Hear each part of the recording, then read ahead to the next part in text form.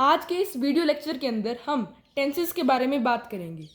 Specifically हम present tense के अंदर प्रेजेंट सिंपल या फिर प्रेजेंट इंडेफिनिट टेंस के बारे में बात करेंगे।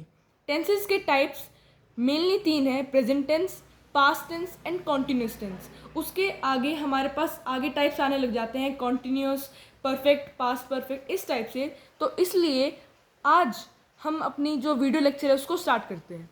तो सबसे पहले बात आती है कि प्रेजेंट टेंस होता क्या है। प्रेजेंट टेंस अगर कोई चीज़ इस समय एट प्रेजेंट घट रही है, चल रही है, उसे हम प्रेजेंट टेंस के अंदर इंक्लूड करेंगे। एग्जाम्पल है ही प्लेज, वह अभी खेल रहा है, वह खेल रहा है। इसका मतलब यह चीज़ अभी प्रेजेंट के अंदर हो रही है, तो हमने इसको प्रेजेंट टेंस के अंदर हमने इसको इंक्लूड करना है। अब सबसे पहले जो प्रेजेंट सिंपल या फिर इंडेफिनिट टेंस है, वो अगर कोई चीज़ रेगुलरली हो रही है, कोई रेगुलर इवेंट हो रहा है, तो उसके लिए हम प्रेजेंट सिंपल या इंडेफिनिट टेंस को यूज़ करते हैं। इस टेंस के अंदर फॉर सिंगुलर सेंटेंसेस हमारा एस और ई एस को हम क्या करेंगे, यूज़ करेंगे। इस बात को ध्यान रखना काफ़ी इंपॉर्टेंट है। बट प्लूरल के अंदर, प्लूरल सेंटेंसेस के अंदर एस और ई एस हम कभी भी वर्ब के साथ नहीं लगाते हैं। ये हमारे पास एक इम्पोर्टेंट पॉइंट आ जाता है, क्योंकि ये हमारे लिए याद रखना मुश्किल होता है कि एस या ई एस को किसके साथ लगाएं, और यही आगे जाके क्या कर देता है, गलती करवाने के लिए मजबूर कर देता है, क्योंकि हमें हमारे बेसिक्स ही क्लियर नहीं होते। अब नेक्स्ट चीज़ जो हमारे पास आती है वो क्या है, नेगेटिव केस। नेगेटिव केस के अंदर अगर हम देखें जहाँ पे नोट यूज़ हो जाए, वहाँ पे हमें क्या समझना है कि ये नेगेटिव के बारे में बात हो रही है, नेगेटिव फॉर्मेशन की बात हो रही है। तो प्लूरल के अंदर, प्लूरल सेंटेंस के अंदर हमें डू को यूज़ करना है। किसको यूज़ करना है, डू को। और सिंगुलर के अंदर, सिंगुलर सेंटेंस के अंदर हमें प्रेजेंट सिंपल या प्रेजेंट इंडेफिनिट के अंदर डज को यूज़ करना है। ये इंपॉर्टेंट है और इसे याद रखना ज़रूरी है। नेक्स्ट आता है कि जो हमारा प्रेजेंट सिंपल या फिर इंडेफिनिट टेंस होता है, वो किसी कॉमन फैक्ट को बताने के लिए भी काफ़ी इस्तेमाल किया जाता है। किसी भी कॉमन फैक्ट को बताने के लिए इस्तेमाल किया जाता है। जैसे कि अगर हम देखें सर्कल शेप में राउंड होता है, तो ये एक फैक्ट है, इसे हम चेंज नहीं कर सकते, तो ये हमारा प्रेजेंट सिंपल के अंदर आएगा।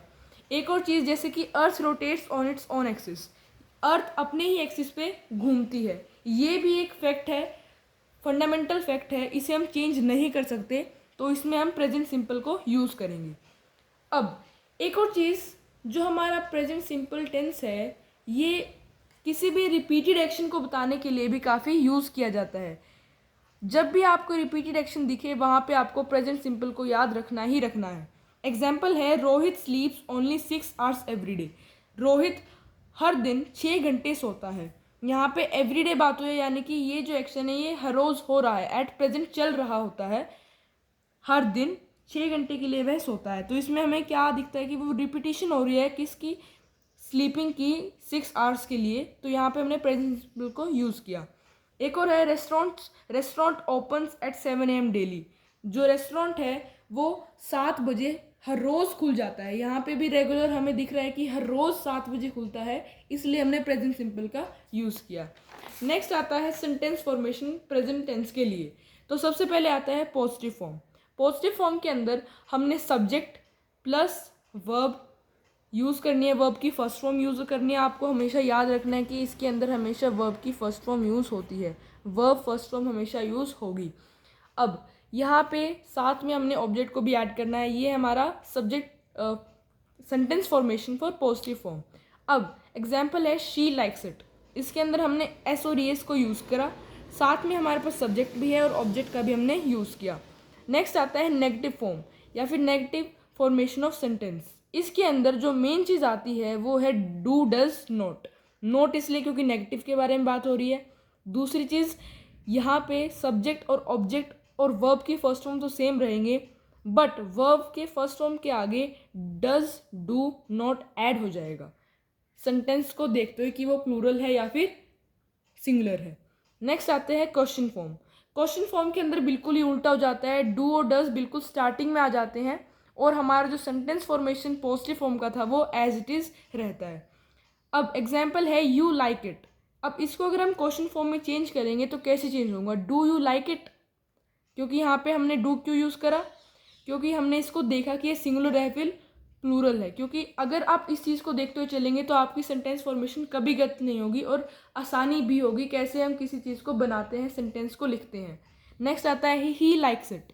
डज ही लाइक इट, यहाँ पे भी हमने जो डू डज था उसको आगे लिया क्योंकि हमने इसको क्वेश्चन फॉर्म में बनाना था। ये था हमारा प्रेजेंट टेंस। प्रेजेंट टेंस के अंदर हमने इस वीडियो लेक्चर के अंदर प्रेजेंट सिंपल या प्रेजेंट इंडेफिनिट टेंस को कवर किया है। अगले वीडियो के अंदर हम दूसरा टाइप जो है प्रेजेंट का उसे हम कवर करेंगे। Thanks for watching, do subscribe.